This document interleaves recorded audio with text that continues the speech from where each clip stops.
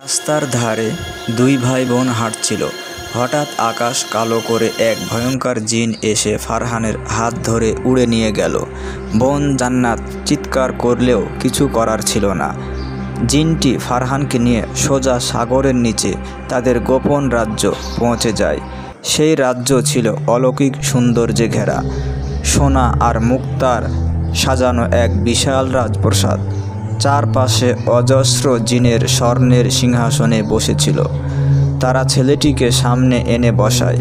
একে একে তার সামনে রাখা হয় অগণিত খেলনা, স্বর্ণের মোটরসাইকেল, ঝলমলে গাড়ি, চকচকে খেলনা আর রাজকীয় খাবার। তারা জিজ্ঞেস করল, তুমি যা চাও তাই পাবে, শুধু বলো কি দিলে তোমার মন খুশি হবে। ছোট ছেলেটি মাথা নিচু করে নরম সুরে বলল, আমাকে এসব কিছুই লাগবে না, আমি শুধু একটি জিনিস চাই।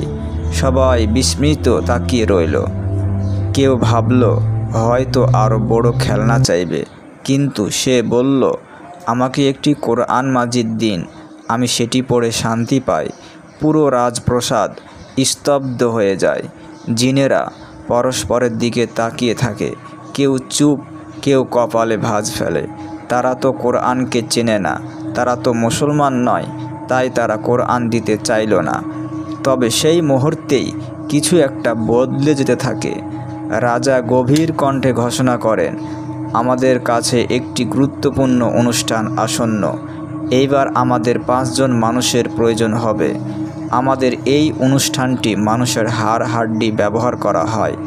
রাজার কথা শুনে পুরো সভা স্তব্ধ হয়ে যায়।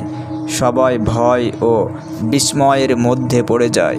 তখন এক প্রবীণ প্রজা বলেন, আমাদের কাছে তো ইতিমধ্যেই একজন মানুষ আছে, তোমরা তাকে চিনো, তাহলে আমাদের আর একজন মানুষের দরকার হবে। অন্যরা মাথা নাড়ালো। সবাই চুপ করে রাজার উত্তরের অপেক্ষায়। রাজা তখন ধীরে ধীরে বললেন, হ্যাঁ তাই, আমরা আরেকজন মানুষ খুঁজব, যাকে নিয়ে আসা হবে আমাদের রাজ্যে। রাজা ও জিনদের একদল বীর যোদ্ধা তখন তারা মানুষের খোঁজে বেরিয়ে পড়ল। একজন জিন বলল, আমরা যাকে নিয়ে এসেছি তার একটি খুবই সুন্দর বোন আছে। যদি আমরা তাকে খুঁজে বের করতে পারি তবে আমাদের জন্য এটা অত্যন্ত লাভজনক হবে। তাদের মিশন শুরু হলো। গভীর জলের রাজ্যের অন্ধকার গুহা থেকে শুরু করে সমুদ্রের সব কোণে তারা অনুসন্ধান করতে লাগলো। কিন্তু যতই তারা খুঁজে বেড়ালো, বোনটিকে কোথাও খুঁজে পেল না। নদী সাগরের ঢেউয়ের গর্জন যেন তাদের সন্ধানকে বাধা দিচ্ছিল। প্রতিটি গোপন ঠাঁই ছিল সারা জলরাশি জুড়ে খোঁজার চেষ্টা, কিন্তু বোনটির কোনো হদিস মেলেনি। অবশেষে এক জিন মনমরা হয়ে বলল, আমাদের প্রচেষ্টা বৃথা গেছে, হয়তো সে এখানে নেই। রাজা নীরবে নিজের সিংহাসনে বসেছিল, মুখে অদ্ভুত এক চিন্তার ছাপ। তবে সময় বয়ে চলছিল এবং তাদের প্রয়োজন যেন ক্রমেই বাড়ছিল। জিনের বাদশা গভীর মুখে ফারহানের দিকে তাকিয়ে বলল, তোমার বোন জান্নাত এখন কোথায়? তুমি নিশ্চয় জানো, আমাকে বলো, তাহলে তোমার জন্য একটি বড় সারপ্রাইজ আছে। কিন্তু যদি না বলো তাহলে তোমার জন্য অনেক বড় ক্ষতি হবে, তোমার বোনেরও, তোমার বাবা মায়েরও, সবার জন্য। বাদশার ভয়ঙ্কর চোখে কঠিন সিদ্ধান্তের ছাপ। তবে ফারহান সাহসের সঙ্গে প্রতিক্রিয়া জানালো, নিশ্চয় আল্লাহ আমার জন্যই যথেষ্ট। তোমরা আমাকে এখানে কেন এনেছো তা আমি বুঝি না, আর জান্নাত কোথায় তা আমি তোমাদের কখনোই বলবো না। ফারহানের মুখ থেকে দৃঢ় বিশ্বাস আর ভরসার কথা ফুটে উঠল। তার মন বলছিল, আল্লাহর সাহায্যই সবচেয়ে বড় শক্তি। ফারহানের পাশে একজন করুণ হৃদয়মান জিন তাকে ছায়ার মতো কাছে এসে বলল, বাদশার সামনে লড়াই করার থেকে তোমার মঙ্গল চিন্তা করো। তোমার বোন জান্নাত কোথায়? তুমি সত্যি বলো, আল্লাহ তোমাকে সাহায্য করবেন, আমি তোমাকে রক্ষা করব। যেভাবেই হোক তোমাকে এই দুষ্ট শক্তির হাত থেকে বাঁচাবো। বাদশাহ কঠোর কণ্ঠে ঘোষণা করল, যদি তুমি না বলো আমরা তোমাকে হত্যা করতে বাধ্য হব। ফারহান দুশ্চিন্তায় পড়ল। কিছুক্ষণ ভাবল, আমি সঠিক বলতে পারবো না, তবে জান্নাত শুক্রবারে নদীতে গোসল করতে যায়, সেখানে অনেক বাচ্চা থাকে। শেষবারের মতো বাদশাহ জিজ্ঞেস করল, তোমার বোন কোথায়? ফারহান একবার ঝুঁকে পড়ল, রাজি হলো। জিনের একদল তৎপর হয়ে নদীর তীরে গেল। তারা জান্নাতকে চিনতে পারল না। অবশেষে ফিরে আসলো। বাদশাহ চেয়েছিল ফারহানকে নিয়ে যাওয়া হোক, তাকে দূর থেকে ফলো করবে, যেন তারা বোনকে সঙ্গে আনে। অনেক দিন পর ফারহান আর জান্নাত আবার একত্রিত হলো। ভাই বোন দুজনেই আনন্দে মেতে উঠল আর একে অপরকে জিজ্ঞেস করলো, তুমি কেমন আছো? জান্নাত ছোট কণ্ঠে ভাইয়ের দিকে তাকিয়ে জিজ্ঞেস করলো, ভাইয়া তুমি এতদিন কোথায় ছিলে? ফারহান গভীর শ্বাস নিয়ে বলল, একটা দুষ্ট জিন আমাকে ধরে নিয়ে গেছে আর আমাকেও এখানে আসতে হবে। যদি তুমি না আসো তারা আমাকে হত্যা করবে। জান্নাতের চোখে অশ্রু ঝরে পড়ল। সে কাঁদতে কাঁদতে বলল, ভাইয়া তুমি তো জানো আমাদের বাবা মা তোমাকে হারিয়ে কত কষ্টে আছেন। এখন যদি আমাকেও নিয়ে চলে যাও তাহলে তারা আরও বেশি কষ্ট পাবে, অনেক চিন্তায় পড়বে। ভাইয়া প্লিজ এখান থেকে মুক্তির কোনো পথ খুঁজে বের করো। তোমাদের কাছে যেন তুমি যাও, আমরা পালিয়ে যাই। ফারহান ধীর স্তরে জান্নাতের হাত ধরে বলল, আমাকে দূর থেকে তারা ফলো করছে, এখান থেকে পালানো সম্ভব না। তুমি চিন্তা করো না, আল্লাহ আমাদের রক্ষা করবেন। এই কথা বলে সে জান্নাতকে জিনের হাতে তুলে দিল। জান্নাত যখন বাড়ির পথে ফিরছিলেন না, তার বাবা মা বাড়িতে এক অজানা টেনশনে ভুগছিলেন। ফারহানকে হারিয়ে তারা হতভাগ, নিঃশব্দ বিষাদের আচ্ছন্ন। আর এখন জান্নাতকে না পেয়ে তারা পাগল প্রায় ছোটাছুটি শুরু করলো। বাড়ির প্রতিটি কোণে প্রতিটি রাস্তায় খোঁজাখুঁজি, কিন্তু কোনো কিছুতেই জান্নাতের খোঁজ মিলছিল না। সূর্য ডুবে যাচ্ছিল আর সন্ধ্যার ছায়া বাড়ছিল। বাবা মার চোখে অশ্রুর স্রোত প্রবাহিত হচ্ছিল। তাদের কাঁদ শব্দে যেন রাত নীরবতায় হারিয়ে যাচ্ছিল। তবু সেই কান্না ছিল এমন এক গভীর যন্ত্রণা যা ছুঁয়ে যাচ্ছিল হৃদয়ের সবচেয়ে মর্মস্পর্শী কোণ। এদিকে জান্নাত ও ফারহানকে এক ঝাঁক জিন উড়িয়ে নিয়ে যাচ্ছে গভীর সাগরের নিচে, তাদের রাজ্যের দিকে, যেখানে আলো কম, অদ্ভুত সব গম্বুজ আর চারপাশে অদ্ভুত সব চাহনি। রাজপ্রাসাদে পৌঁছেই জিনের বাদশা আনন্দে ফেটে পড়ল। এইবার আমাদের বাৎসরিক উৎসব হবে আরও বর্ণিল। দুইজন মানুষ, হ্যাঁ, এবার আমাদের কোরবানির অনুষ্ঠানের পূর্ণতা পাবে। জান্নাত অজানা ভয়ে কেঁপে উঠল। নতুন এই অন্ধকার জগৎ, অচেনা প্রাণী, ভয়ঙ্কর শব্দ। সে ফারহানকে শক্ত করে জড়িয়ে ধরল। ভাইয়া আমি খুব ভয় পাচ্ছি, ওরা কেমন যেন। আমার তো মনে হচ্ছে আমরা আর কখনো মা বাবার কাছে ফিরতে পারবো না। ভাইয়া প্লিজ তুমি কিছু একটা করো। ফারহান চোখ বন্ধ করল, মুখ তুলে বলল, জান্নাত তুমি ভয় পেও না। এই দুষ্ট জিনেরা যতই শক্তিশালী হোক না কেন, আমাদের উপর আছে মহান আল্লাহর হেফাজত। তিনি আমাদের নিশ্চয় রক্ষা করবেন, শুধু তার উপর ভরসা রাখো। রাজ্যের এক বিশাল অগ্নিময় দরবার কক্ষে বসে আছে জিনদের রাজা। সিংহাসনের চারপাশে আগুনের আলো, ভয়ানক আওয়াজ, আর বিশাল বিশাল দেহের জিনেরা দাঁড়িয়ে আছে মাথা নিচু করে। জিনের রাজা গর্জন করে বলে, আর মাত্র 5 দিন বাকি। এবারের বাৎসরিক উৎসব যেন সর্বশ্রেষ্ঠ হয়।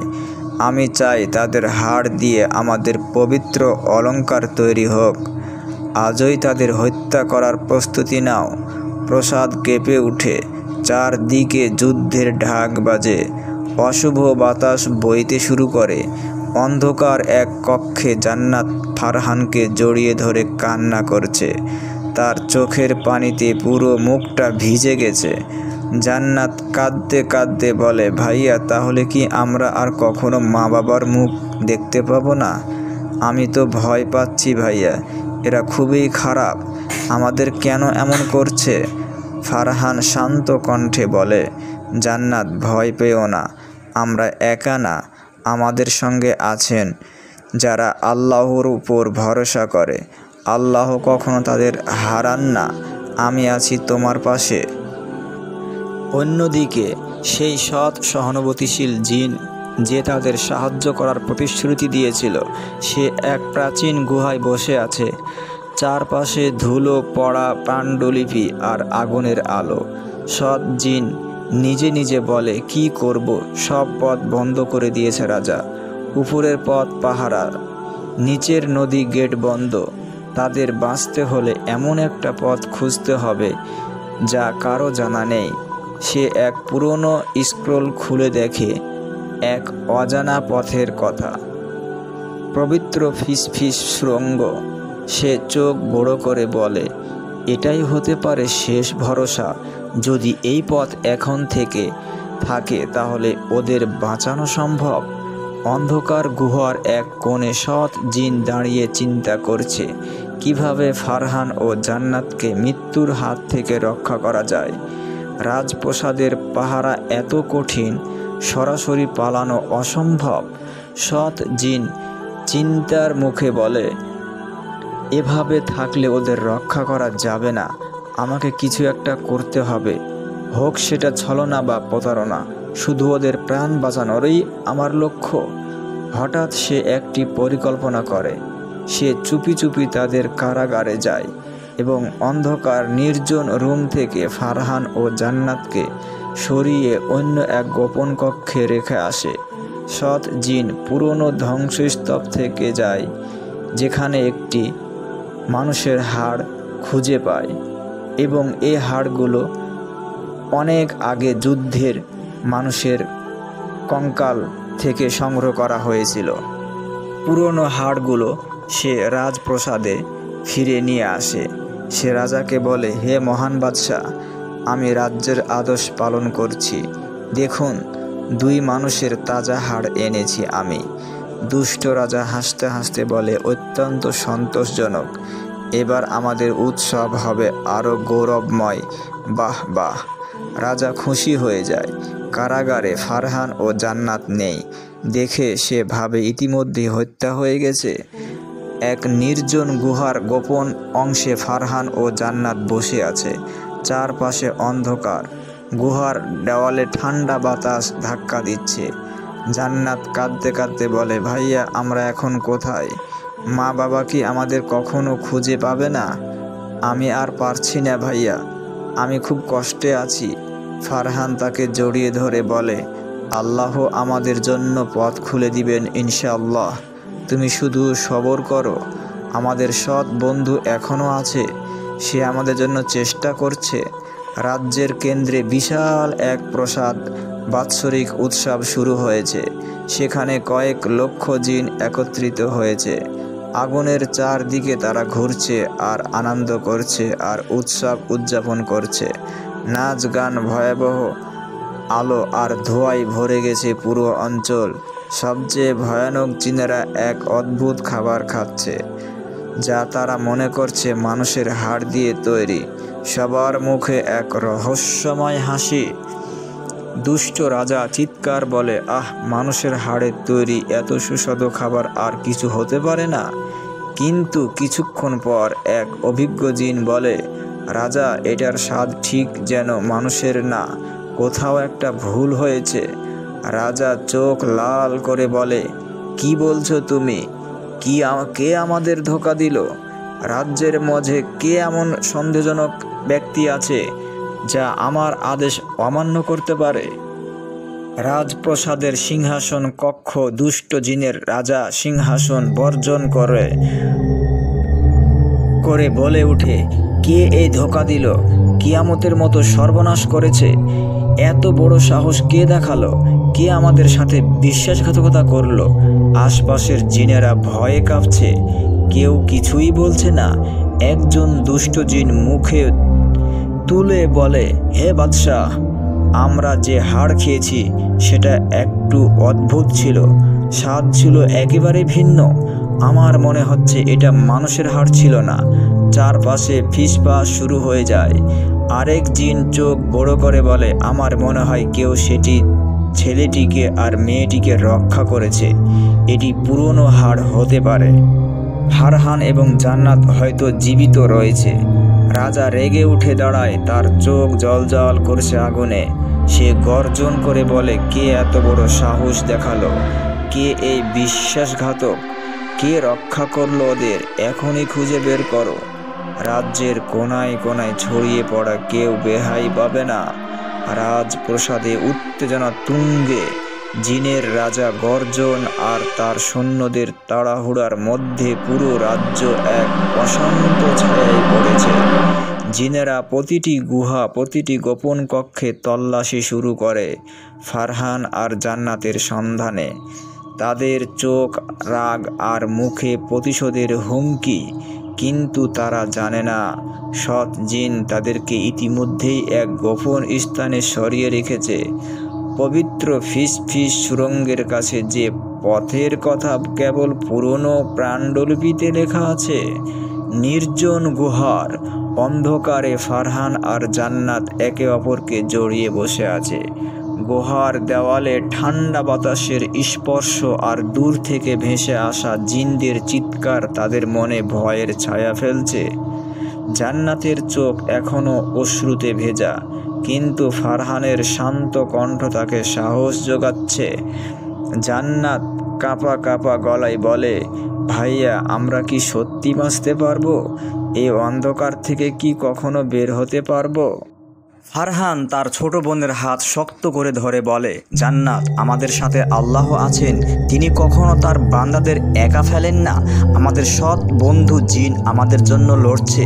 আমাদের শুধু ভরসা রাখতে হবে। এদিকে সৎ জিন গোপনে পবিত্র ফিসফিস সুড়ঙ্গের দিকে এগিয়ে যাচ্ছে। সে জানে এ পথটি রাজ্যের সবচেয়ে প্রাচীন এবং গোপন পথ, যা জিনদের রাজাও ভুলে গেছে। পাণ্ডুলিপিতে লেখা ছিল, এই সুড়ঙ্গ শুধুমাত্র সৎ হৃদয়ে মানুষ ও জিনের জন্যই খোলা। সৎ জিনের মনে একটা আশা জাগে, যদি সে ফারহান আর জান্নাতকে এই পথে নিয়ে যেতে পারে, তাহলে তারা সমুদ্রের উপরে পৃথিবীতে ফিরে যেতে পারবে। সে গুহায় ফিরে আসে, যেখানে ফারহান আর জান্নাতকে লুকিয়ে রাখা আছে। তার হাতে একটি পুরনো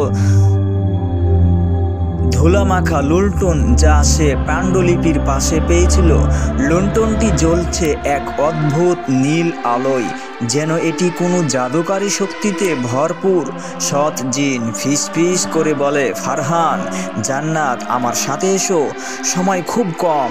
জিনেরা তোমাদের খুঁজতেছে। আমি একটা পথ পেয়েছি যেটা তোমাদের বাড়ি ফিরিয়ে নিয়ে যেতে পারবে, কিন্তু আমাদের তাড়াতাড়ি যেতে হবে। জান্নাত ভয়ে কাঁপছে, কিন্তু ফারহান তাকে সাহস দিয়ে বলে, চলো জান্নাত, আমাদের এই সুযোগ হাতছাড়া করা যাবে না। তারা তিনজন গুহার গভীরে গিয়ে যায়। সৎ জিন লণ্ঠনের আলোয় পথ দেখায়। সামনে একটা পথের দেওয়াল, যার মাঝে একটা অদ্ভুত নকশা খোদাই করা। একটা বৃত্তের মাঝে কোরআনের আয়াতের মতো কিছু লেখা। ফারহানের চোখ তাতে পড়তেই তার মন শান্ত হয়। সে আয়াতটি চিনতে পারে, আয়াতুল কুরসি। সৎ জিন বলে, এই পথ শুধু তাদের জন্য খোলে যাদের হৃদয়ে ঈমান আছে। ফারহান, তুমি আয়াতুল কুরসি পড়ো। ফারহান গভীর শ্রদ্ধায় আয়াতুল কুরসি পড়তে শুরু করে।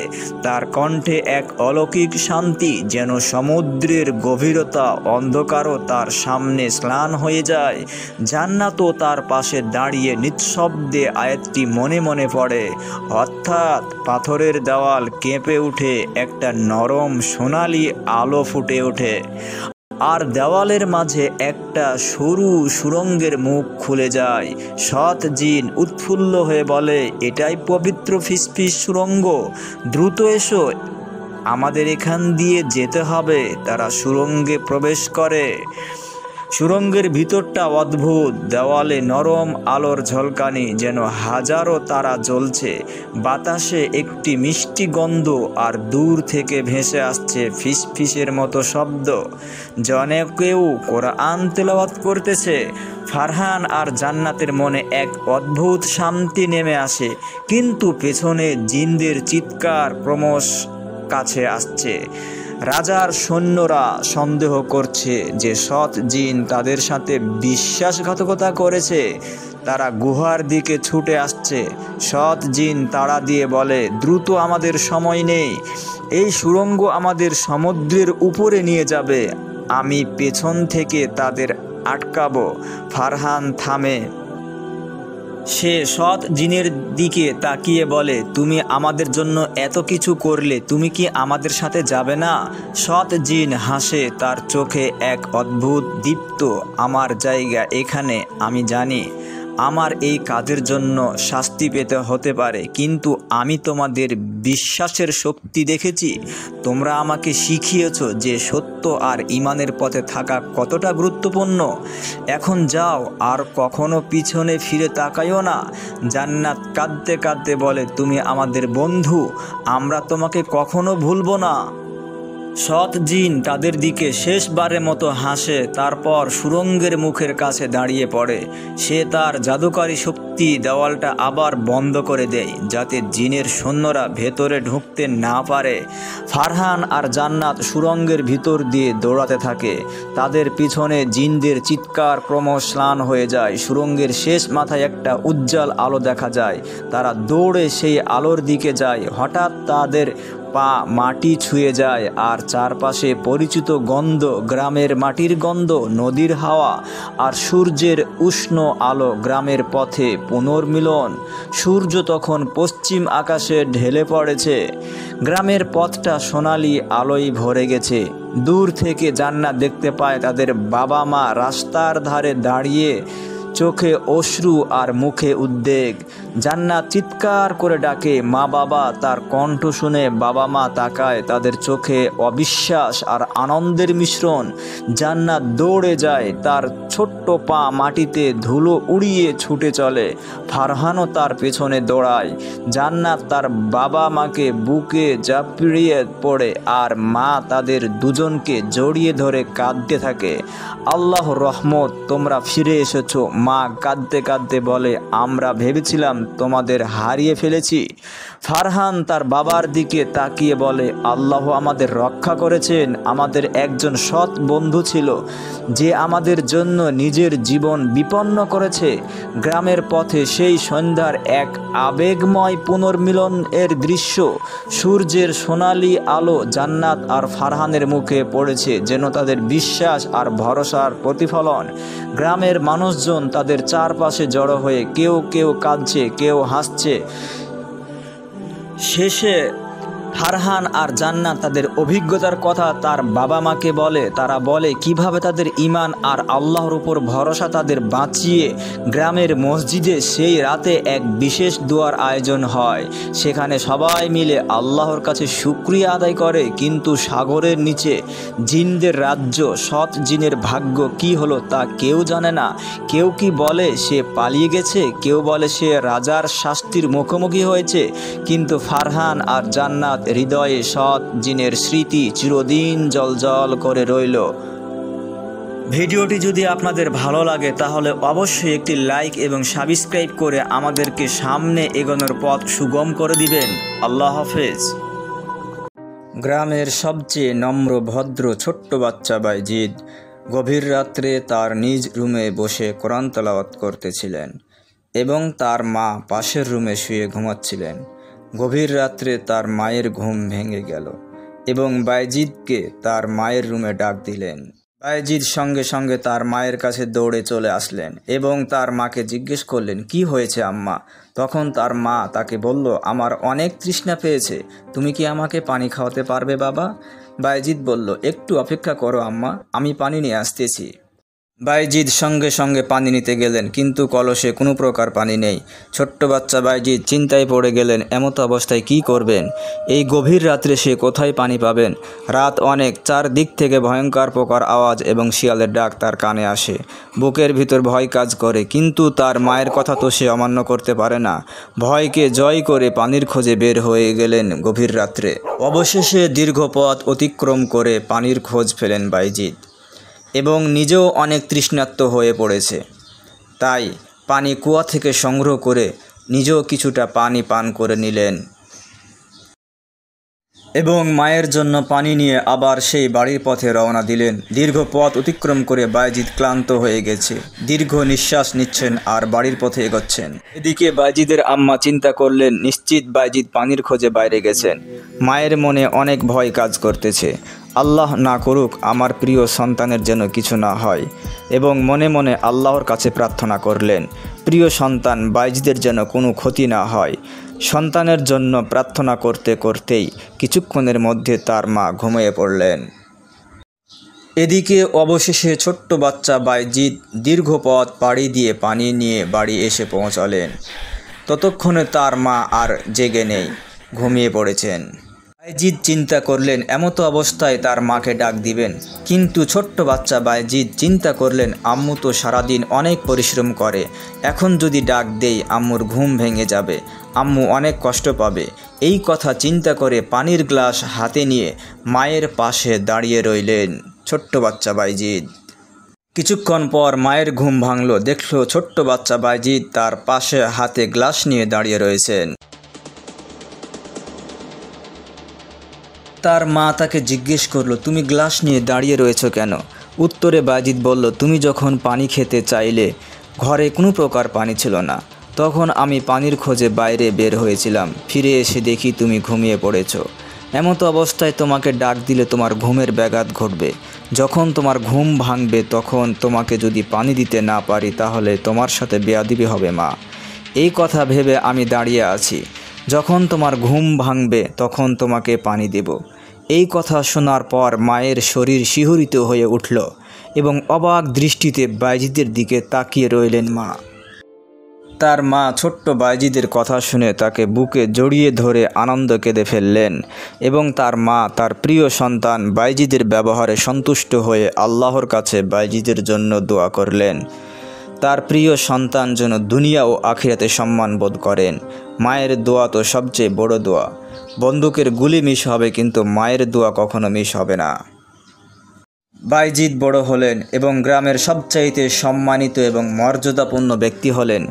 তিনি নিজেকে কখনো বড় মনে করতেন না, সবসময় বলতেন আমি কিছুই না, সবই আল্লাহর কৃপা। ভিডিওটি ভালো লাগলে অবশ্যই একটি লাইক এবং সাবস্ক্রাইব করে আমাদের পাশে থাকবেন। এরকম যেন আরও সুন্দর সুন্দর গল্পের ভিডিও নিয়ে আপনাদের সামনে হাজির হতে পারি। খোদা হাফেজ। একটা শহরে এক মেয়ে ছিল, লোকেরা তাকে ভালো চোখে দেখত না। তার জীবন ছিল পাপময়। সে কখনো নামাজ পড়ত না, রোজা রাখত না, বরং গুনাহার কাজেই জীবন কেটেছে তার পোশাক ছিল বিলাসবহুল, চেহারায় ছিল অহংকার। সে নিজের সৌন্দর্য নিয়ে গর্ব করত। জীবনের প্রতি তার দৃষ্টিভঙ্গি ছিল কেবল দুনিয়ার ভোগ বিলাসে ডুবে থাকা। একদিন সে একটি মরুভূমির দিকে ভ্রমণে বের হলো।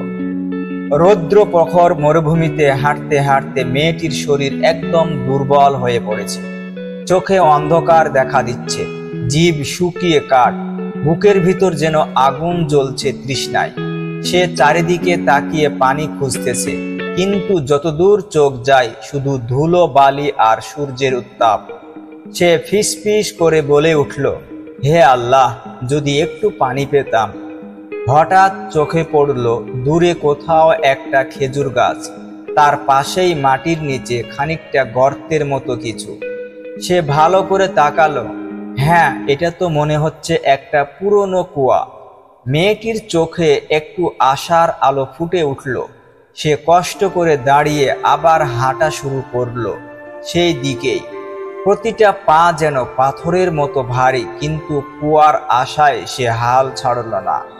সেখানে যদি একটু পানি পাই আমি বাঁচতে পারি, কুয়ার পানিতে মুখ ডুবিয়ে সে তৃপ্তি করে পানি খেলো, একটু শান্তি পেল। হঠাৎ তার দৃষ্টি পড়ল মরুভূমির অপর প্রান্তে একটি দুর্বল কুকুরের দিকে। কুকুরটি মরুভূমিতে এদিক ওদিক দৌড়াদৌড়ি করছে, যেন কিছু খুঁজছে। গরমে তার জিভ শুকিয়ে গেছে, হাঁপাচ্ছে কুকুরটি। চোখে মুখে আতঙ্ক আর ক্লান্তি। তৃষ্ণায় কাতর সে প্রাণীটি যেন মরুভূমির প্রতিটা প্রান্তে পানি খুঁজে ফিরছে, কিন্তু কোথাও কিছু পাচ্ছে না। কুকুরটির এই অবস্থা দেখে মেয়েটি স্তব্ধ হয়ে গেল।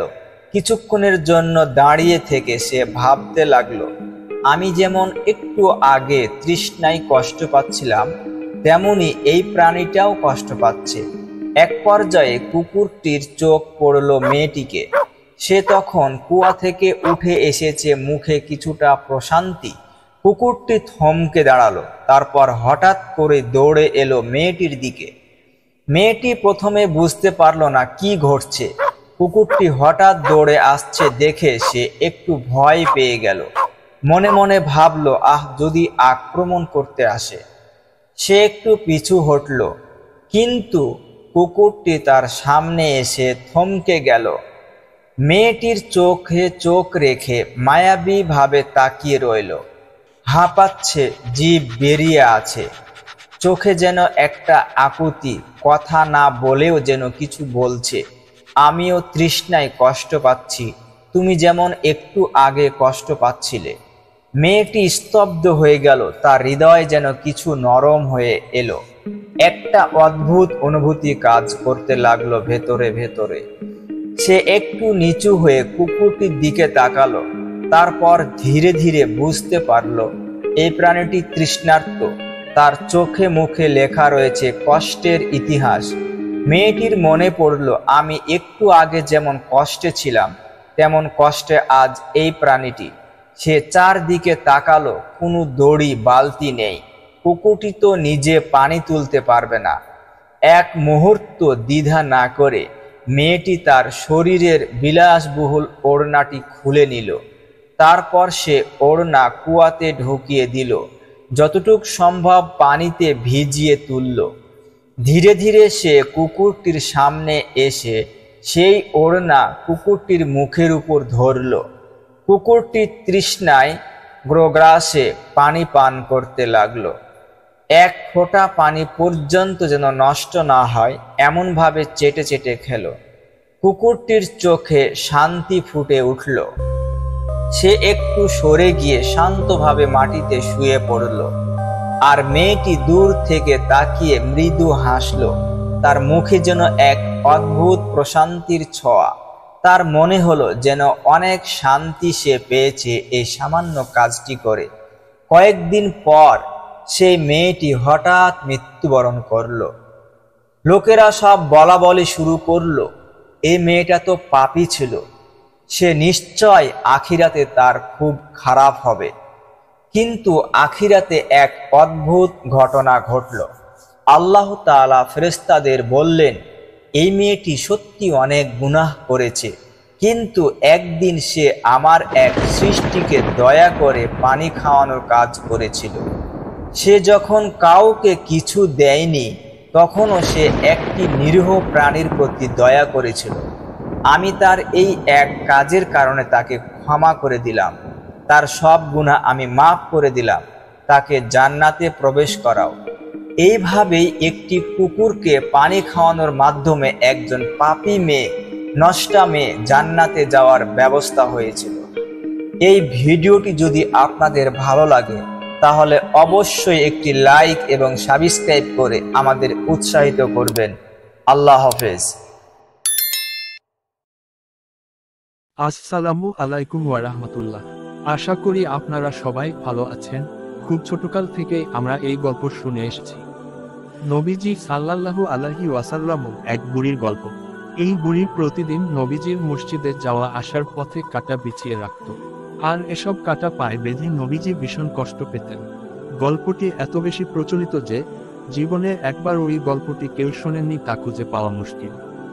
এমনকি আমরা এক সময়ের বই পুস্তকেও এই গল্প কাহিনী আমরা পড়েছি এবং শুনেছি। কিন্তু নবীজির পথে কাঁটা বিছিয়ে রাখা এই নারীর পরিচয় কি? বিশ্বনবী হজরত মুহাম্মদের সাথে তার শত্রুতা বা সম্পর্কই বা কি ছিল? তাছাড়া আমরা আমাদের আজকের ভিডিওতে এমন কিছু তথ্য তুলে ধরার চেষ্টা করব যা অনেকেই এড়িয়ে যেতে চান, কিন্তু আমরা মনে করি যা সত্য তাকে এড়িয়ে না গিয়ে বরং সেটাকে সবার মাঝে তুলে ধরাই ইসলামের আসল শিক্ষা। সম্মানিত দিনী ভাই ও বোনেরা, রাসূল সাল্লাল্লাহু আলাইহি ওয়াসাল্লাম ও বুড়ির গল্পের পেছনের এমন কিছু তথ্য লুকিয়ে আছে যা আগে কখনো হয়তো আপনারা শুনেন নাই। আমি আপনাদের সামনে আজকে সেটাই তুলে ধরব, আর আপনারা শেষ পর্যন্ত দেখুন, তাহলে আপনি সঠিক তথ্যটা জানতে পারবেন। চলুন মূল গল্পে ফিরে যায়। আল্লাহর নবী সকালে ঘুম থেকে উঠে মসজিদে যেতেন নামাজ পড়তে। রাসূলের এক প্রতিবেশী বুড়ি ছিল। বয়সের ভারে সে এতটাই নিচু ছিল যে সে ঠিকমতো হাঁটতেও পারত না। লাঠিতে ভর করে সে কোন রকম হেঁটে বেড়াত। বুড়ি হয়ে গেলেও সে ছিল খুবই দুষ্ট প্রকৃতির। আল্লাহর নবীকে সে ভীষণ অপছন্দ করত। নবীজি প্রতিদিন ভোরে নামাজ আদায় করতে মসজিদে যেতেন। এটা বুড়ির মোটেও ভালো লাগতো না। সে রাতের অন্ধকারে মসজিদে যাওয়া আসার পথে বড়ই গাছের কাঁটা বিছিয়ে রাখত। নবীজি যখন সে রাস্তা দিয়ে মসজিদে যেতেন তখন তার পা মোবারকে সে কাঁটা বিঁধে যেত, আর তাতে তিনি ভীষণ কষ্ট পেতেন। দূর থেকে এই দৃশ্য দেখে বুড়ি খিলখিল করে হেসে উঠত। আর এভাবে সে নবীজিকে প্রতিদিন কষ্ট দিত আর তার নিজের আত্মাকে প্রশান্ত করত। তো এটা ছিল বুড়ির রোজকার অভ্যাস। তাই প্রতিদিনই নবীজিকে কাটার ব্যাপারে সতর্ক থাকতে হতো। হঠাৎ একদিন নবীজি লক্ষ্য করলেন ওই পথে কাঁটা বিছানো নেই। তিনি খুব অবাক হলেন, কেননা বুড়ি যেদিন থেকে এই পথে কাঁটা বিছানো শুরু করেছে তারপর থেকে একদিনের জন্য বিরতি দেননি। নবীজি ভাবলেন হয়তো কোনো কারণে সে আসতে পারেনি। অতঃপর দ্বিতীয় দিনেও নবীজি দেখলেন সে পথে কোনো কাঁটা নেই। এবারও তিনি খুব অবাক হলেন। অতঃপর তৃতীয় দিনেও রাসূল দেখেন সে পথে কাঁটা বিছানো নেই। এবার তিনি বুড়িকে নিয়ে শঙ্কিত হয়ে পড়লেন। এমন তো হওয়ার কথা নয়। আল্লাহর নবী বুঝলেন নিশ্চয়ই তার কোনো বিপদ হয়েছে। তিনি বুড়ির বাড়িতে গিয়ে তার খোঁজ খবর নেওয়ার সিদ্ধান্ত নিলেন। নবীজি সাল্লাল্লাহু আলাইহি ওয়াসাল্লাম যখন বুড়ির বাড়িতে গেলেন তখন তিনি দেখলেন তার আশঙ্কাই সত্য।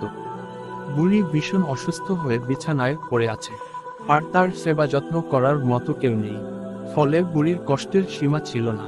এদিকে নবীজি মুহাম্মদ সাল্লাল্লাহু আলাইহি ওয়াসাল্লাম বুড়ির বাড়িতে এসে পৌঁছালেন। নবীজিকে দেখে বুড়ি প্রথমে আশ্চর্য হয়ে যায়, সে কিভাবে হযরত মুহাম্মদ সাল্লাল্লাহু আলাইহি ওয়াসাল্লাম প্রতিশোধ নিতে এসেছেন। ভয়ে তার মন রক্তশূন্য হয়ে পড়ে। নবীজি তার মনের এই অবস্থা বুঝতে পারেন এবং তাকে অভয় প্রদান করেন। তিনি বলেন, আমি তোমার সেবা করতে এসেছি, তোমাকে কষ্ট দিতে নয়। বুড়ি কিছুটা অবাক হলেন, যাকে এতদিন আমি কষ্ট দিয়ে আসলাম সে আজ আমার সেবা করতে এসেছে, সে নিজেকে বিশ্বাস করতে পারতেছিল না। অতঃপর নবীজি সাল্লাল্লাহু আলাইহি ওয়াসাল্লাম বুড়ির সেবা করতে লাগলেন। বুড়ির মাথায় পানি ঢেলে দিলেন, বুড়িকে নিজ হাতে খাবার খাওয়ালেন, দিনরাত বুড়ির সেবা করে বুড়িকে সুস্থ করে তুললেন। বুড়ি সুস্থ হয়ে বুঝতে পারল এতদিন যা সে করে এসেছে তা সে খুবই অন্যায় করেছে। অতঃপর বুড়ি নিজের ভুল বুঝতে পারে এবং নবীজির কাছে ক্ষমা চায়। আর এভাবেই আল্লাহর নবী তার শত্রুর মন জয় করেন। এই হলো রাসূল সাল্লাল্লাহু আলাইহি ওয়াসাল্লামের আদর্শ। তার সময়কার এক বুড়ির গল্প। দাবি করা হয় যে তায়েফের পাহাড়ের পাদদেশে সেই বুড়ির বাড়ি আজও রয়েছে। এমনকি যে বড়ই গাছের কাঁটা সে বিছিয়ে রাখত সেই গাছের গুড়ি, সেটিও আজও সেখানে রয়েছে। আমাদের দেশ থেকে লক্ষ লক্ষ মানুষ হজ করতে সৌদি আরবে যান। তাদের একটি বড় অংশ তায়েফ ঘুরে আসেন। দেশে ফিরে তারা বলেন সেই বুড়ির বাড়ি ও বড়ই গাছের কাঁটা তারা নিজের চোখে দেখে এসেছেন। মজার বিষয় হচ্ছে তায়েফে বুড়ির বাড়ি ও বড়ই গাছ নামক যে জায়গাগুলো দেখানো হয় তার সম্পূর্ণটাই ভুয়া। কথাটা শুনতে হয়তো আপনি অবাক হচ্ছেন, কিন্তু এটাই সত্য। কেননা তায়েফের রাসূলের জীবনে এমন কোনো ঘটনাই ঘটেনি, বরং রাসূলের জীবনে কাঁটা বিছানোর ঘটনাটি মক্কার ঘটনা। সত্যি বলতে তায়েফের রাসূলের ঘটনা অত্যন্ত সংক্ষিপ্ত। তিনি মক্কায় নির্যাতিত হয়ে তায়েফে গিয়েছিলেন ইসলামের দাওয়াত দিতে। তিনি আশা করেছিলেন তায়েফবাসী ইসলামের দাওয়াত কবুল করবে, কিন্তু মক্কাবাসীর মতো তায়েফ ভাষায় কালেমার আহ্বান প্রত্যাখ্যান করে এবং তাকে মেরে রক্তাক্ত করে তাড়িয়ে দেয়। তারা রাসূলকে এতটাই আঘাত করে যে রাসূল অজ্ঞান হয়ে পড়েন। রাসূলের পালকপুত্র যায়েদ বিন হারিসা অনেক কষ্ট করে তাকে নিয়ে মক্কার পথে ফিরতি যাত্রা শুরু করেন। যেখানে তায়েফে যাওয়ার পর পরই রাসূলকে তায়েফবাসী মারধর করে তাড়িয়ে দেয়। সেখানে তায়েফে মসজিদ স্থাপন, রোজ রোজ সকালে মসজিদে যাওয়া, রাস্তায় বুড়ির কাঁটা বিছিয়ে রাখা, এত কিছু কোনোভাবেই সম্ভব নয়। সবচেয়ে বড় কথা হচ্ছে, আমাদের দেশে প্রচলিত এই গল্পের পেছনে পবিত্র কোরআন হাদিসের বিশ্বস্ততার কোনো সত্যতা খুঁজে পাওয়া যায় না। বরং বাস্তবতা হচ্ছে, মদিনায় হিজরত করার আগ পর্যন্ত রাসূলের বাড়ি ছিল মক্কায়। সে মক্কায় নিজের পৌত্তলিক বাড়িতেই বসবাস করতেন এবং নামাজ পড়তেন কাবা ঘরে গিয়ে। মক্কা থেকে তায়েফের দূরত্ব 120 কিলোমিটার। 120 কিলোমিটার পথ পাড়ি দিয়ে রাসূল সাল্লাল্লাহু আলাইহি ওয়াসাল্লাম তায়েফের নামাজ আদায় করতে যেতেন না, এটা সম্ভব নয়। সুতরাং তায়েফের পাদদেশে সেই বুড়ির বাড়ি, 1400 বছর পরেও সেই বাড়ি অক্ষত থাকা, সেই বড়ই গাছের গুড়ি কাটা, এখনো রয়ে যাওয়া, এগুলো বানোয়াট গল্প ছাড়া কিছুই নয়। তায়েফের ময়দানে যে বুড়ির গল্পটি বানোয়াট, এই বিষয়ে অনেক ইসলামী স্কলাররা মুখ খুলেছেন। এখন আমাদের মাঝে প্রশ্ন উঠতে পারে, রাসূলের পথে কাঁটা বিছিয়ে রাখার ঘটনাটি কি একেবারেই মিথ্যে? হ্যাঁ দর্শক, এই ঘটনাটি সম্পূর্ণ মিথ্যে নয়, এর পেছনে কিছুটা সত্যতা রয়েছে।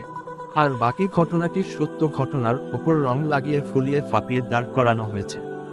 সত্য ঘটনাটি হচ্ছে, রাসূলের যাতায়াতের পথে কাঁটা বিছিয়ে রাখত যে নারী, তার নাম ছিল উম্মে জামিল। সে তায়েফের বাসিন্দা ছিল না, বরং সে ছিল মক্কার বাসিন্দা। সে মোটেও তুরতুরে বুড়ি ছিল না, যেমনটা আমাদের শোনানো হয়। সে ছিল রাসূলের আপন চাচা আবু লাহাবের স্ত্রী। আবু লাহাব ও তার স্ত্রী সারা জীবন রাসূলের বিরোধিতা করে গেছেন। রাসূলকে আর কিভাবে কষ্ট দেওয়া যায়, তারা দুজনে মিলে সারাদিন সেই ফন্দি ফিকির করে বেড়াত। এই উম্মে জামিল ও তার স্ত্রী আবু লাহাব নবীজির ঘরের আঙিনায় কাঁটা ফেলে রাখত। ময়লা আবর্জনা, এমনকি মৃত পশুর নাড়িভুড়ি ও নবীজির বাড়ির আঙিনায় ফেলে রাখত তারা। এই ঘটনাগুলি সহিহ হাদিস ও সিরাত গ্রন্থে উল্লেখ করা হয়েছে। পবিত্র কুরআনেও আবু লাহাব ও তার স্ত্রীর এসব ষড়যন্ত্রের কথা উল্লেখ করে আবু লাহাব নামে একটি পূর্ণাঙ্গ সূরাও নাজিল করেছেন মহান আল্লাহ রাব্বুল আলামিন। সুতরাং জান্নাতের চ্যানেলের সম্মানিত দর্শক, রাসূলের যাতায়াতের পথে কাঁটা বিছিয়ে রাখার মিথ্যে বানোয়াট কোনো গল্প নয়, বরং মিথ্যে হচ্ছে তায়েফের বুড়ি বড়ই গাছ, বুড়িকে সেবা করা, অতঃপর নিজের ভুলটি বুঝতে পেরে বুড়ির ভালো হয়ে যাওয়া, এগুলো কিচ্ছা কাহিনী ছাড়া কিছুই নয়। নবীজির জীবনী নিয়ে এমনি হাজার হাজার বানোয়াট ভুয়া কাল্পনিক গল্প শুনিয়ে ওয়াজ করে বেড়ায় বহু বক্তা। এ সমস্ত বানোয়াট ভিত্তিহীন কাহিনী, গল্প পরিহার করা, পরিশুদ্ধ ইতিহাস তুলে ধরতে সকলের প্রতি আমাদের আহ্বান থাকবে। নবীজির পথে কাঁটা ছড়ানো নারী উম্মে জামিল ও তার স্বামী আবু লাহাবের শেষ পরিণতি হয়েছিল খুবই ভয়াবহ। আপন চাচা চাচি হয়েও তারা দুজন নবীজির উপর এত অত্যাচার করেছিল যে, যার কারণে তাদের উপর নেমে এসেছিল মহান আল্লাহ রাব্বুল আলামিনের ভয়াবহ আযাব। আমি একজন আল্লাহর গোলাম, আমি শুধু সত্যটা তুলে ধরার চেষ্টা করেছি। আমাদের আজকের ভিডিওটি এই পর্যন্তই। ভিডিওটি ভালো লাগলেই লাইক করবেন, কমেন্টে আপনার মতামত জানিয়ে যাবেন। চ্যানেলটি সাবস্ক্রাইব ও নতুন ভিডিও পাবার জন্য বেল আইকনে ক্লিক করে পাশে থাকবেন। আল্লাহ হাফেজ। রাত, জঙ্গলের নিস্তব্ধতায় শুধু পাতার খসখস শব্দ আর দূরের পেঁচার ডাক ভেসে আসছে। আকাশের চাঁদের মৃত আলো কালো মেঘের পর্দায় ঢাকা, যেন এক অলৌকিক খেলায় মগ্ন। জঙ্গলের গভীরে একটি পরিত্যক্ত মসজিদের ধ্বংসস্তূপ দাঁড়িয়ে, যার ভাঙ্গা দেওয়ালে অতীতের গল্প লেপ্টে আছে।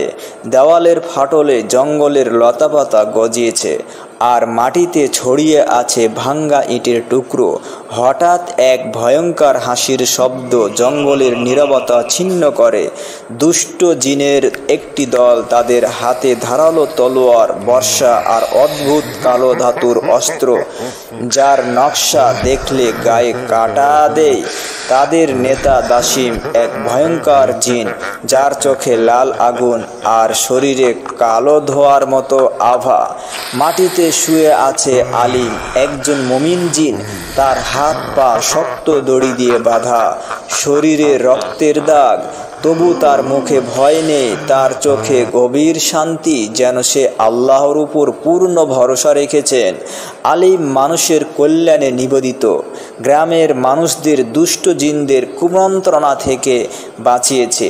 এই কারণে দাসিম ও তার দল তাকে শেষ করতে চায়। দাসিম তলোয়ার উঁচিয়ে আলিমের কাছে এগিয়ে আসে। এমন সময় দূর থেকে ছোট পায়ের শব্দ ভেসে আসে।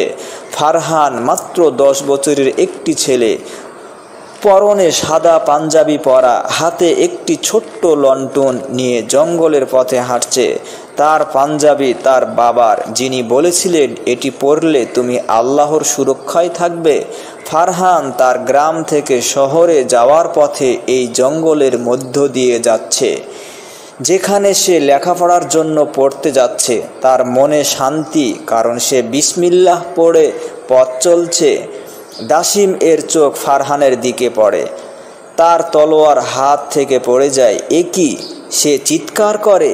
অন্য জিনেরাও ফারহানের দিকে তাকায় আর তাদের মুখে আতঙ্ক ছড়িয়ে পড়ে।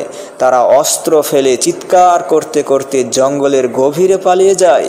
জঙ্গল নিস্তব্ধ হয়ে যায়। ফারহান অবাক হয়ে দাঁড়িয়ে পড়ে। তারপর তার চোখ পড়ে আলিমের দিকে। আলিমের চোখে অদ্ভুত আলো, যেন সে ফারহানের জন্যই অপেক্ষা করছিল। ফারহান ভয়ে ভয়ে এগিয়ে যায়। তার হাত কাঁপছে, লুল্টনের আলো টলমল করছে। আলিম শান্ত কণ্ঠে বলে, বাচ্চা, ভয় পেও না। আমি আলিম, একজন জিন, তবে আমি মানুষের ক্ষতি করি না। দুষ্ট জিনেরা আমাকে বেঁধে রেখেছে। তুমি কি আমাকে মুক্ত করতে পারবে? ফারহানের হৃৎপিণ্ড দ্রুম দ্রুম করছে। সে জিনের গল্প শুনেছে কিন্তু কখনো দেখেনি। তবু আলিমের চোখের শান্তি তাকে সাহস দেয়। সেই বলে, আমি কিভাবে তোমাকে মুক্ত করব? আর ওরা কেন পালিয়ে গেল? আলিম হাসে, তোমার মধ্যে একটা নূর আছে ফারহান। তোমার হৃদয় পবিত্র আর তুমি আল্লাহর নামে চলো। দুষ্ট জিনেরা এই নূরের ভয়ে পালিয়েছে। এখন আমার বাঁধন খুলে দাও। ফারহান তার ছোট হাতে দড়িগুলো খুলতে শুরু করে। দড়িগুলো শক্ত, তার হাতে ব্যথা লাগে, কিন্তু সে থামে না। অবশেষে আলিম মুক্ত হয়। সে উঠে দাঁড়ায়। তার চেহারা বয়স্ক মানুষের মতো, কিন্তু চোখে অলৌকিক দীপ্তি। সে বলে, তুমি আমার জীবন বাঁচিয়েছ। এখন আমি তোমাকে বলবো কেন দুষ্ট জিনেরা আমাকে মারতে চায়। আলিম ফারহানকে মসজিদের ভাঙ্গা দেওয়ালের পাশে বসায়। সে বলে, আমি একজন মুমিন জিন। আমার কাজ মানুষকে শয়তানের কুমন্ত্রণা থেকে বাঁচানো। এই জঙ্গলের কাছে তোমার গ্রাম আছে, যেখানে দুষ্ট জিনেরা মানুষের মনে ভয় দেখায় আর বিভ্রান্তি ছড়াচ্ছে। তারা মানুষকে আল্লাহর পথ থেকে দূরে সরিয়ে দিতে চায়। আমি তাদের বিরুদ্ধে দাঁড়িয়েছি, তাই তারা আমাকে শেষ করতে চায়। ফারহান অবাক হয়ে বলে, কিন্তু আমি তো শুধু একটা বাচ্চা, আমি কি করতে পারি? আলিম বলে, আল্লাহ হৃদয় দেখেন। তুমি ছোট হতে পারো, কিন্তু তোমার বিশ্বাস বড়। জঙ্গলের গভীরে একটা পুরনো কুয়া আছে। সেখানে একটা তাবিজ লুকানো আছে, যা দুষ্ট জিনদের শক্তি কমিয়ে দিবে। তুমি কি আমার সঙ্গে যাবে? ফারহান মনে মনে বলে, বিসমিল্লাহির রহমানির রহিম। তারপর বলে, আমি যাব। তাবিজের খোঁজে আলিম আর ফারহান জঙ্গলের গভীরে রওনা হয়। পথ অন্ধকার, গাছের ডালপালা যেন হাত বাড়িয়ে তাদের ধরতে চায়। ফারহানের হাতে লুণ্ঠন, মুখে আল্লাহর নাম। আলিম বলে, ভয় পেলে সূরা ফালাক আর সূরা নাস পড়বে। এই সূরাগুলো তোমাকে রক্ষা করবে। অনেক পথ হাঁটার পর তারা একটি পুরনো কুয়ার কাছে পৌঁছায়। কুয়ার চারপাশে ফিসফিস শব্দ, যেন কেউ অদৃশ্যভাবে কথা বলছে। ফারহান ভয় পায়, কিন্তু সূরা ফালাক পড়তে শুরু করে।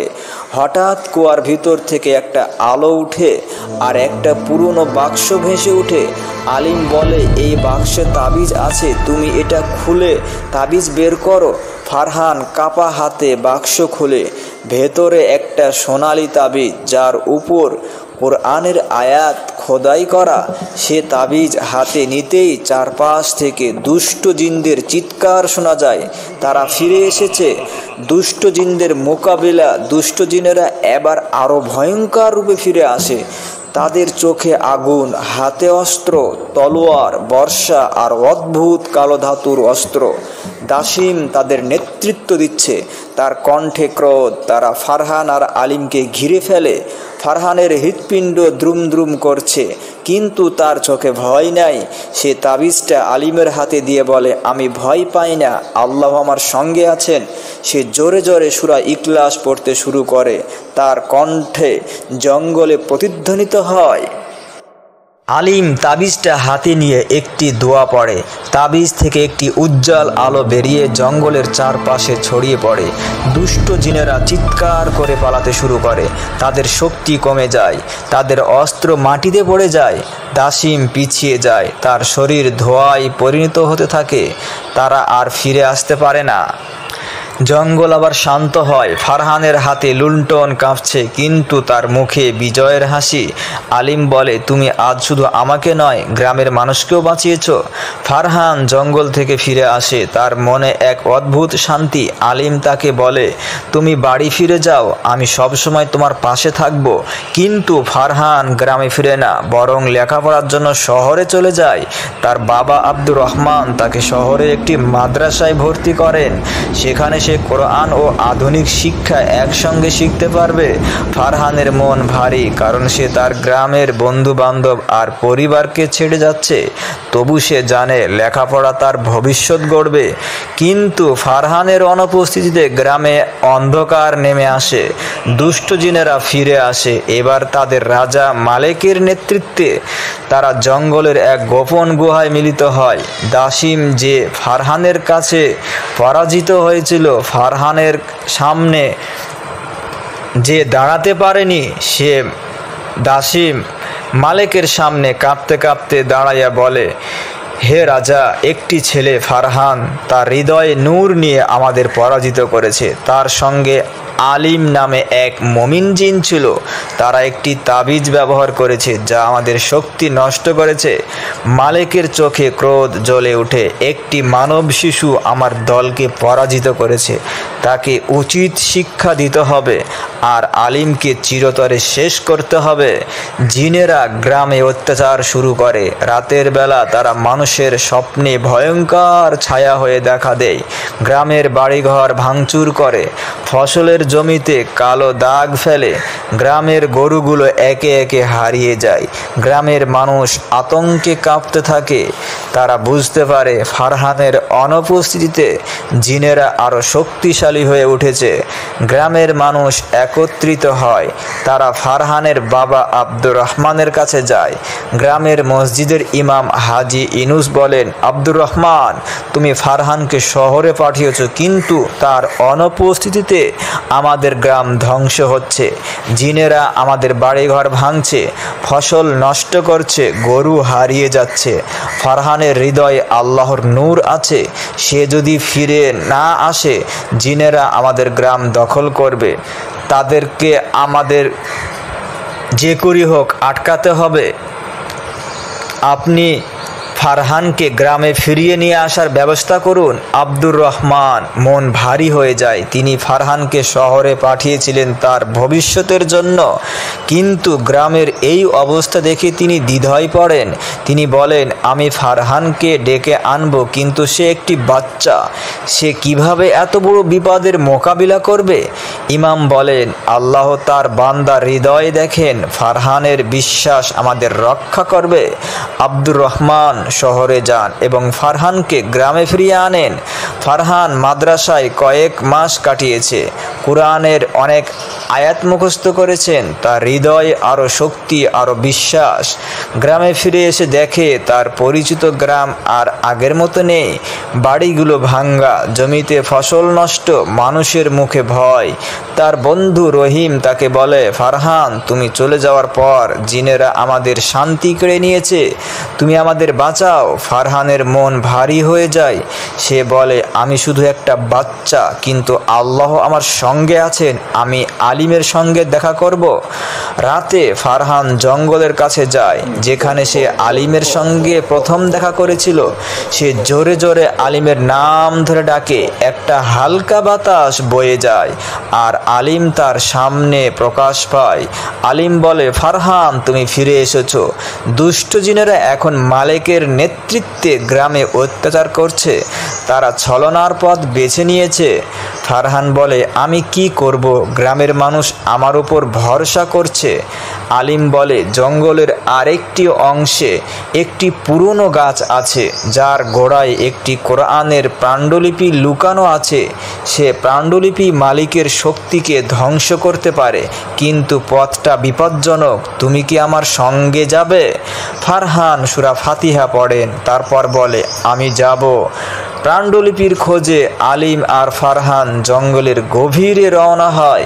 পথ আরো ভয়ঙ্কর, বাতাসে অদ্ভুত শব্দ, যেন কেউ তাদের পিছু নিয়েছে। ফারহানের লুণ্ঠনের আলো ক্ষীণ হয় আসছে, কিন্তু সে সূরা ফালাক আর সূরা নাস পড়তে থাকে। আলিম বলে, তোমার বিশ্বাসই তোমার আলো। ফারহান এগিয়ে চলো। অনেকটা পথ হাঁটার পর তারা একটি বিশাল গাছের কাছে পৌঁছায়। গাছটির গোড়ায় একটি গর্ত। আলিম বলে, পাণ্ডুলিপিটি এই গর্তের ভেতর, তুমি এটি বের করতে পারবে? ফারহান গর্তের ভেতর হাত ঢোকায়। তার হাতে একটি পুরনো বইয়ের স্পর্শ লাগে। সে বইটি বের করে। এটি একটি কোরআনের পাণ্ডুলিপি, যার পাতায় সোনালি হরফে আয়াত লেখা। হঠাৎ গাছের চারপাশ থেকে ছায়ার মতো আকুতি বেরিয়ে আসে। এগুলো মালিকের সেনারা। মালিকের সঙ্গে মোকাবিলা। ছায়াগুলো ফারহান আর আলিমকে ঘিরে ফেলে। মালিকের প্রকাশ পায়, তার শরীর থেকে আলো ধোঁয়া বের হচ্ছে। সে বলে, তুমি ভেবেছো একটা বাচ্চা আমাকে থামাতে পারবে? তুমি আর তোমার পাণ্ডুলিপি এখন আমার হাতে। জঙ্গলের গভীরে অন্ধকারের রাজা মালিক তার সেনাদের নিয়ে ফারহান ও আলিমকে ঘিরে ফেলেছিল। তার চোখে ক্রোধ, শরীর থেকে কালো ধোঁয়া বেরোচ্ছিল। কিন্তু ফারহান মাত্র 10 বছরের একটি ছেলে। ভয় পেলেও তার হৃদয়ে আল্লাহর উপর অটল বিশ্বাস। সে পাণ্ডুলিপিটি বুকে জড়িয়ে ধরে আয়াতুল কুরসি পড়তে শুরু করে। তার কণ্ঠ জঙ্গলে প্রতিধ্বনিত হয়, যেন প্রকৃতি নিজেই তার সাথে কথা বলছে। আলিম মুমিন জিন পাণ্ডুলিপিটি হাতে নিয়ে একটি দোয়া পড়তে শুরু করে। হঠাৎ পাণ্ডুলিপিটি থেকে একটি উজ্জ্বল আলো বেরিয়ে আসে, যেন আল্লাহর নূর জঙ্গলের অন্ধকার ছিন্ন করে। মালিকের সেনারা চিৎকার করে ধোঁয়ায় পরিণত হয়। মালিক নিজেও আলোর তীব্রতায় পিছিয়ে যায়, তার শক্তি ক্ষয় হয়ে যায়। আলিম শান্ত কণ্ঠে বলে, ফারহান, পাণ্ডুলিপিটি গ্রামের মসজিদে নিয়ে যাও। এটি গ্রামকে চিরকালের জন্য রক্ষা করবে। গ্রামে শান্তি প্রত্যাবর্তন। ফারহান পাণ্ডুলিপিটি নিয়ে গ্রামে ফিরে আসে। তারা পুরনো সাদা পাঞ্জাবিটি মাটিতে ধুলোয় মলিন, কিন্তু তার মুখে বিজয়ের হাসি। গ্রামের মানুষ তাকে স্বাগত জানায়, তাদের চোখে কৃতজ্ঞতা। ইমাম হাজি ইনুস পাণ্ডুলিপিটি হাতে নিয়ে মসজিদের মেম্বারে স্থাপন করেন। তিনি বলেন, এই পাণ্ডুলিপি আমাদের গ্রামের হেফাজত করবে। ফারহান, তুমি আমাদের নায়ক। গ্রামে শান্তি ফিরে আসে। জমিতে ফসল আবার ফলতে শুরু করে। গরুগুলো ফিরে আসে আর মানুষের মুখে হাসি ফোটে। মসজিদে প্রতিদিন কোরআন তেলাওয়াতের ধ্বনি ভেসে আসে। ফারহান তার বাবা আব্দুর রহমানের কাছে বেসে আসে। আল্লাহ তোমাকে এত বড় দায়িত্ব দিয়েছেন, আমি কি আরও কিছু করতে পারি? জিনদের পথ পরিবর্তন। ওইদিকে জঙ্গলের গভীরে মালিকের পরাজিত সেনারা একটি গোপন গুহায় মিলিত হয়। তাদের চোখে ভয়, মনে হতাশা। দাসিম, যিনি একসময় ফারহানের নূরের কাছে পরাজিত হয়েছিলেন, মাথা নিচু করে বলে, আমরা ভুল পথে ছিলাম। আমাদের ক্রোধ আর ছলনা আমাদের পরকাল অন্ধকার করেছে। ফারহানের হৃদয়ে যেন নূর দেখলাম, তা আল্লাহর নূর। আমরা কি এখনো ফিরে আসতে পারি? অন্য জিনেরা নীরব। তবে একজন বয়স্ক জিন, নাম তার হারুন, বলে, আল্লাহ তাআলা ক্ষমাশীল। আমরা যদি তওবা করি, তিনি আমাদের পথ দেখাবেন। চলো ফারহানের কাছে যাই। তার হৃদয় পবিত্র, সে আমাদের পথ দেখাতে পারে। জিনেরা এক সময় ভয়ঙ্কর ছিল, এখন তাদের অস্ত্র ফেলে দিয়ে গ্রামের দিকে রওনা হয়। তাদের চেহারা এখন শান্ত, চোখে অনুতাপের ছায়া। ফারহানের সামনে জিনেরা এক পূর্ণিমার রাতে ফারহানের মসজিদের পাশে তার লণ্ঠন নিয়ে বসে আছে। হঠাৎ একটি হালকা বাতাস বয়ে যায় আর জিনেরা তার সামনে প্রকাশ পায়। ফারহান প্রথমে ভয় পায়, তার হাত কাঁপে, কিন্তু সে বিসমিল্লাহ পড়ে নিজেকে শান্ত করে। দাসিম এগিয়ে এসে বলে, ফারহান, আমরা ভুল করেছি। তোমার বিশ্বাস আর কোরআনের নূর আমাদের চোখ খুলে দিয়েছে। আমরা মুসলমান হতে চাই, আমাদের পথ দেখাও। ফারহান অবাক হয়ে তাকিয়ে থাকে। তারপর সে আলিমের দিকে তাকায়, যিনি অদৃশ্যভাবে তার পাশে দাঁড়িয়ে। আলিম মৃদু হেসে বলে, ফারহান, আল্লাহ তাদের হৃদয় পরিবর্তন করেছেন, তুমি তাদের সঠিক পথে নিয়ে যাও। ফারহান গ্রামের ইমাম হাজি ইউনুসের কাছে জিনদের নিয়ে যায়। ইমাম তাদের কালিমা পড়ান আর জিনেরা একে একে তওবা করে ইসলাম গ্রহণ করে। তারা বলে, আমরা এখন থেকে মানুষের কল্যাণে কাজ করব, আমরা গ্রামকে রক্ষা করব যেমন তুমি করেছো ফারহান। জিনদের পথ পরিবর্তনে গ্রামে নতুন আশা নিয়ে আসে। তারা অদৃশ্যভাবে গ্রামের ফসলের জমি রক্ষা করে, রাতে পাহারা দেয় আর মানুষের স্বপ্নে শান্তির বার্তা পৌঁছে দেয়। ফারহানের নাম গ্রামে গ্রামে ছড়িয়ে পড়ে। মানুষ বলে, একটি ছোট্ট ছেলের বিশ্বাস দুষ্ট জিনদেরও পথ দেখিয়েছে। ফারহান তার বাবার কাছে এসে বলে, আব্বু, আমি ভেবেছিলাম আমি শুধু একটি বাচ্চা, কিন্তু আল্লাহ আমাকে দেখিয়েছেন বিশ্বাসের শক্তি সব বাধা জয় করতে পারে। আব্দুর রহমান তাকে জড়িয়ে ধরে বলেন, তুমি আমাদের গর্ব। আলিম ফারহানের কাছে এসে বলে, তোমার যাত্রা এখানে শেষ নয়, তুমি যেখানে যাবে আল্লাহর নূর ছড়াবে। ফারহান হাসে আর বলে, আমি নায়ক নই, আল্লাহই সব করেছেন। এই গল্পে আমাদের শেখায় যে আল্লাহর নামে চললে এবং হৃদয়ে বিশ্বাস থাকলে সবচেয়ে অন্ধকার শক্তিও পরিবর্তিত হতে পারে। ফারহানের বিশ্বাস শুধু গ্রামকে বাঁচায়নি, বরং দুষ্ট জিনদেরকেও সঠিক পথে ফিরিয়ে এনেছেন। আল্লাহ ক্ষমা ও সবার জন্য, যদি তারা তওবা করে এবং সঠিক পথে ফিরে আসে। ভিডিওটি যদি আপনাদের ভালো লাগে তাহলে অবশ্যই একটি লাইক এবং সাবস্ক্রাইব করে আমাদেরকে উৎসাহিত করবেন। আল্লাহ হাফেজ।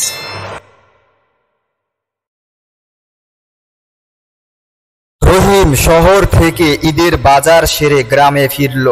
মায়ের জন্য নতুন শাড়ি, বোনের জন্য নতুন জামা আর বাবার জন্য নতুন শার্ট নিয়ে। কিন্তু রহিম জানতো না তার মা এই দুনিয়ায় আর নেই। গ্রামে পৌঁছাতে সবাই তাকে নিয়ে গেল মায়ের কবরস্থানে। সেদিন রহিমের হৃদয় ছিল সবচেয়ে বিষণ্ণ। ঈদের আনন্দের মাঝে মায়ের অভাবের শূন্যতা বেজেছিল গভীরে। এই গল্প শুরু হয়েছিল অনেক আগেই, যখন রহিমের জীবনে মায়ের মমতা ছিল সবচেয়ে বড় আশ্রয়। দূরবর্তী একটি গ্রামে, যেখানে ধানের ক্ষেতের সবুজ আর পাখির কলতানে সকলে জেগে উঠে, সেখানে রহিমের ছোট্ট সংসার। তার বাবা আব্দুল মজিদ একজন গামলা বিক্রেতা। প্রতিদিন ভোরে তিনি বাঁশের ঝুড়িতে মাটির গামলা নিয়ে হাটে যান। সেই সামান্য আয় দিয়ে চলে তাদের সংসার। রহিমের মা ফাতেমা বেগম একজন ধৈর্যশীল ও আল্লাহভীরু মহিলা। 5 ওয়াক্ত নামাজ পড়েন এবং সন্তানদের জন্য দোয়া করেন। তাদের 2 সন্তান, রহিম 16 বছরের এক উচ্চাভিলাষী কিশোর এবং কোহিনূর 8 বছরের ফুটফুটে মেয়ে, যে ক্লাস 3-তে পড়ে। গ্রামের মাটির পথে সকালে শিশির পড়ে। রহিম স্কুলের পথে হাঁটে, পথের ধানের ক্ষেতের পাশ দিয়ে যায়। তার বন্ধু আজিজ একজন দুষ্টু কিন্তু হৃদয়বান কিশোর, তার সঙ্গী। আজিজের বাবা গ্রামের একমাত্র দোকানদার, যিনি চাল ডাল থেকে শুরু করে চায়ের পাতা পর্যন্ত বিক্রি করেন। আজিজ রহিমকে বলে, তুই এত পড়াশোনা করিস কেন? আমার আব্বার দোকানে চলে আয়, দিনে 2 বেলা ভাত খাবি। রহিম হাসে, আজিজ, আমি পড়াশোনা করে শহরে যাব, মায়ের স্বপ্ন পূর্ণ করব। আব্দুল মজিদ মনে করেন লেখাপড়া গরিবের জন্য বিলাসিতা। তিনি বলতেন, গামলা বানিয়ে হাটে বিক্রি কর, এটাই আমাদের জীবন। কিন্তু ফাতেমা বেগমের স্বপ্ন ছিল ভিন্ন। তিনি রহিমকে বলতেন, বাবা, লেখাপড়া তোমাকে মানুষ করবে, আল্লাহর রহমত সব সম্ভব। মায়ের কথায় রহিমের মনে আশার আলো জ্বলে উঠত। তবে গ্রামের আরেকটি চরিত্র, মোল্লা সাহেব, গ্রামের মসজিদের ইমাম, রহিমের পড়াশোনার প্রতি সমর্থন দিতেন। তিনি বলতেন, ইলম হলো আল্লাহর দেওয়া সবচেয়ে বড় নিয়ামত, তুমি পড়াশোনা চালিয়ে যাও রহিম। রহিম গ্রামের সরকারি স্কুলে পড়তো। তার এসএসসি পরীক্ষা কাছে এসে গেছে, কিন্তু ফর্ম ফিল আপের জন্য 350 টাকা লাগবে। এক সন্ধ্যায় রহিম তার বাবার কাছে গিয়ে বলল, আব্বা, আমার ফর্ম ফিল আপের টাকা লাগবে, আমি পরীক্ষা দিতে চাই। আব্দুল মজিদ রাগত স্বরে বললেন, টাকা কোথায় পাবো? সংসার চালানোই দায়, লেখাপড়া ছেড়ে দে। রহিম চুপ করে মাথা নিচু করে ফিরে এলো। রাতের মাটির উঠানে বসে রহিম কান্না করতেছে। তার মা বলল, বাবা, তুমি কান্না করতেছো কেন? তোমাকে আমি ক্লাস 1 থেকে মেট্রিক পর্যন্ত লেখাপড়া করিয়েছি, কখনো তোমার চোখে আমি পানি দেখি নাই, আজকে কেন কান্না করতেছো? বাবা, তুমি আমাকে বলো। রহিম কান্না করতে করতে বলতেছে, মা, তোমাকে আমি আগেই বলেছিলাম তুমি আমাকে লেখাপড়া করাইও না, কারণ আমার বাবা অনেক পরিশ্রম করে আমাদের সংসার চালায়। এই পরিশ্রম করে আমার পড়ালেখার খরচ বহন করতে পারবে না। আমি আজ 350 টাকার জন্য পরীক্ষা দিতে পারবো না, মা। তার মা ফাতিমা বলল, বাবারে, একটু অপেক্ষা কর, দেখি আমি তোমার জন্য কিছু করতে পারি কি না। মা ঘরের কোণ থেকে একটি মাটির ট্যাঙ্ক নিয়ে আসলো। ব্যাংকটি ভেঙে দেখলো 350 টাকার বেশি আছে। রহিম তার মাকে জিজ্ঞেস করলো, মা, তুমি এত টাকা কোথা থেকে জমা করলে? তোমার শরীরে ছেঁড়া ব্লাউজ, তোমার শরীরে একটি ভালো শাড়ি নেই, আমার বাবা ছেঁড়া শার্ট পরে, গামলার ব্যবসা করে ছোট্ট বোন কোহিনূর, তার শরীরে একটি ভালো জামা নেই, আমরা 3 বেলা ভালোভাবে খেতে পারি না, তুমি এত টাকা কোথা থেকে জমা করলে, মা? তার মা উত্তর দিল, বাবারে, একটা একটা করে ডিম বিক্রি করা টাকা তোমার জন্য জমা করেছি। আমি জানি আমি একটা ভালো শাড়ি পরি নাই, তোমার বাবাকে একটা ভালো শার্ট কিনে দিতে পারি নাই, তোমার বোনকে একটা ভালো জামা কিনে দিতে পারি নাই। আমি জানি আমাদের সন্তান একদিন বড় হবে, চাকরি করবে, আমাদের দুঃখে সংসার একদিন দূর হবে।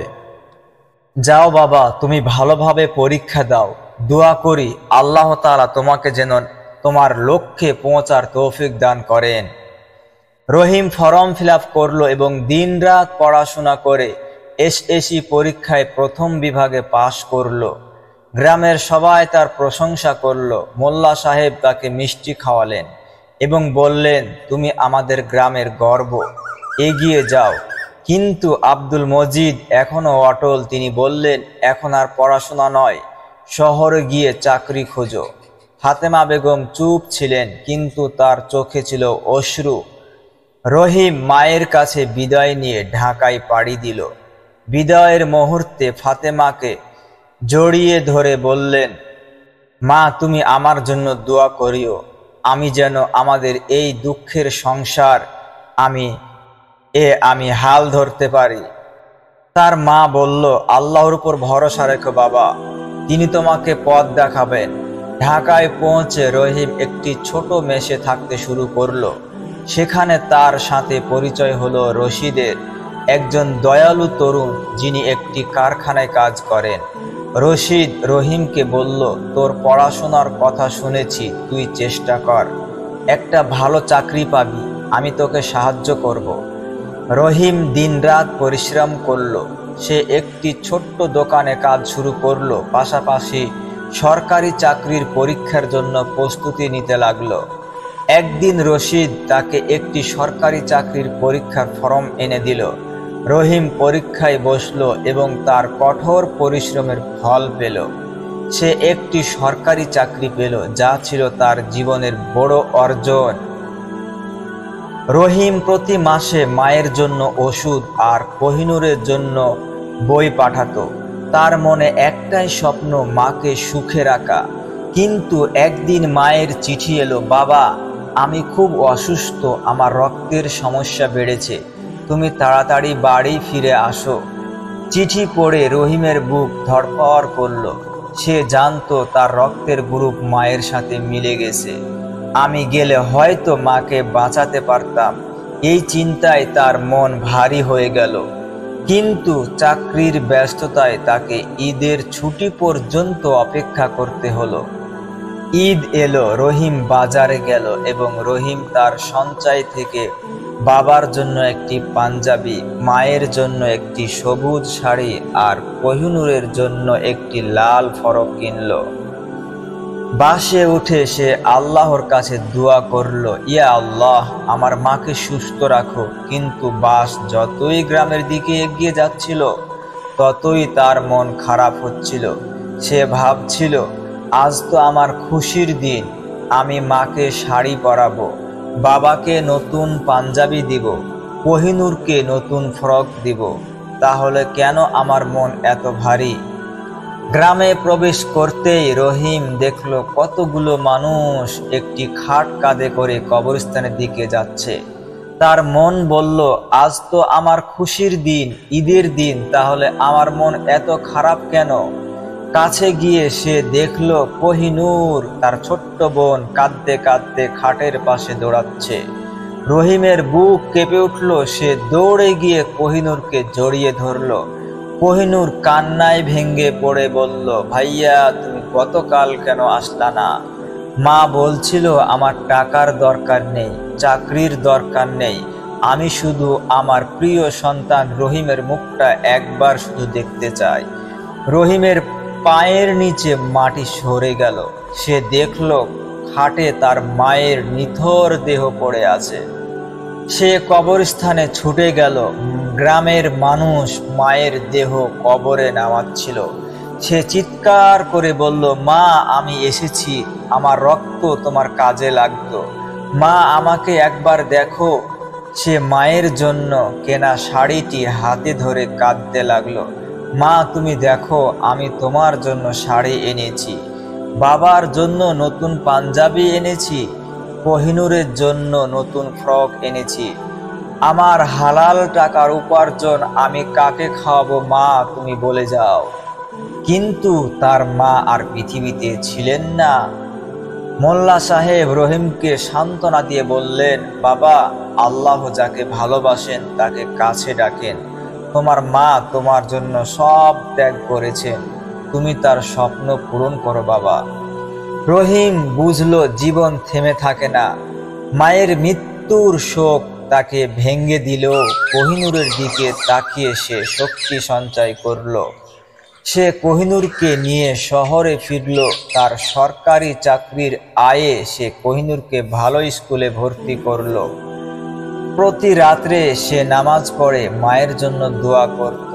একদিন কোহিনূর বলল, ভাইয়া, আমি ডাক্তার হব, মায়ের মতো মানুষের জন্য কিছু করব। মা যেখানেই থাকুক তোকে দেখে খুশি হচ্ছে।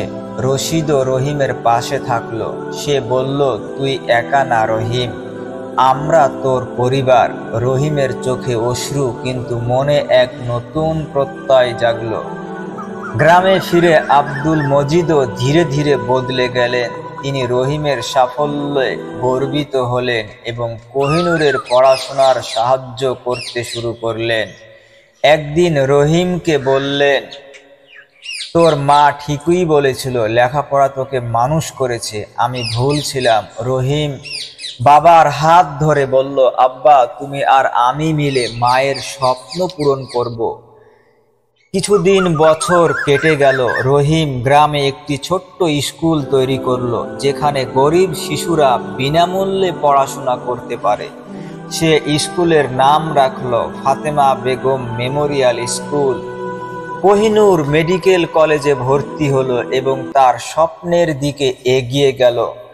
গ্রামের মানুষ রহিমকে আলোর পথের যাত্রী বলে ডাকতে লাগলো।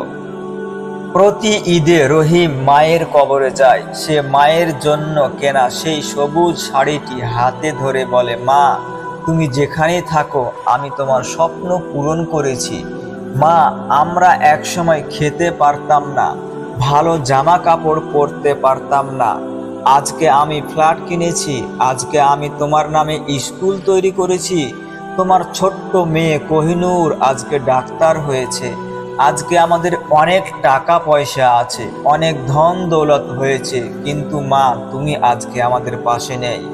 আল্লাহ আমাদের সবকিছুই দিয়েছেন, কিন্তু তুমি ছাড়া যে আমি একদম অসহায় মা। এই বলে রহিম কান্নায় ভেঙে পড়লেন। ভিডিওটি যদি আপনাদের ভালো লাগে তাহলে অবশ্যই একটি লাইক এবং সাবস্ক্রাইব করে আমাদেরকে উৎসাহিত করবেন। আল্লাহ হাফেজ।